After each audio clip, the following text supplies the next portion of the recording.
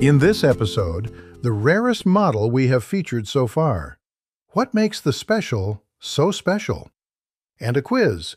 Is there any way you know more about this bike than we do?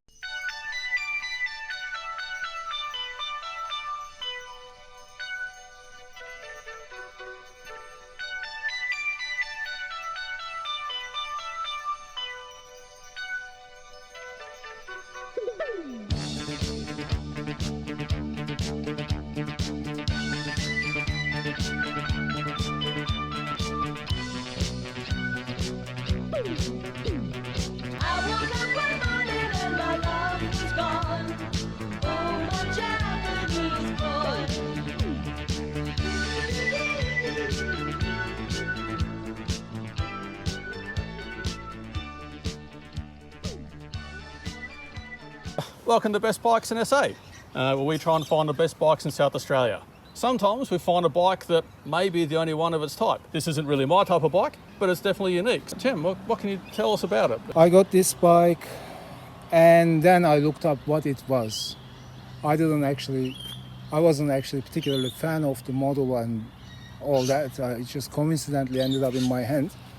And then I found out these are not many made in the world, so quite rare, and there's some kind of a fan base for them. The compliance plate says it's an RD400, which it can't be because they're two-stroke and different shape and different everything. Yes, no, it's but not. It's an XJ400 Special. Yes, I bought this bike maybe 2015. It's been 10 years. Okay. And so at that time I did look up, very hard to find Yamaha's history. Yamaha has a museum, they have a history there. But not much known about it, not much information you can find about this one. Because I assumed it was a Japanese import, like as a grey import, because I've had experience with those. Yes. But then seeing an Australian compliance plate means it can't be an import, plus because of the age. Yes, but actually they never been imported to Australia as far as I know. So I am assuming someone brought this in personally, maybe. It'd be interesting to delve into Yamaha's records to see. I've been all those. Okay. I have been on all those. I wonder if someone at Yamaha back in this era wanted one for himself, and he just like booked it in as another RD. Like I say, because it's got all the Yamaha compliance and things on it. Yes.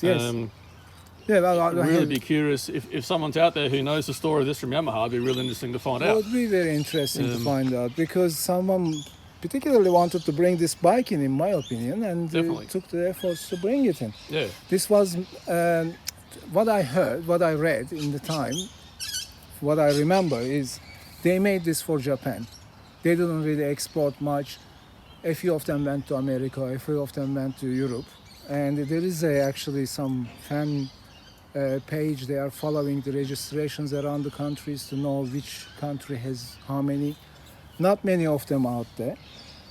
And this was, again, from the history, what I heard is they made this as a race bike, and then they changed the top part and turned it into a cruiser. For the Special, and was the sold cruiser. it to the street. Yeah.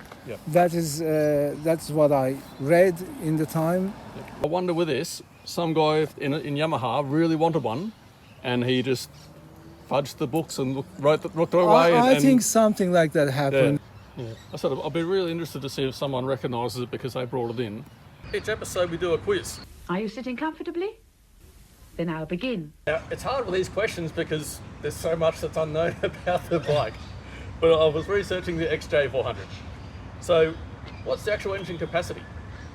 398. Without looking, the red line of the motor. Okay. What's it? Okay. It's 10.5, but the bike will thank you if you keep it to 8. So, also, without looking, the size of the front tyre. You want me to specify? You don't know it's a special bike. You don't know it intimately. The mechanic knows all those things. What's the model code for it? Model code.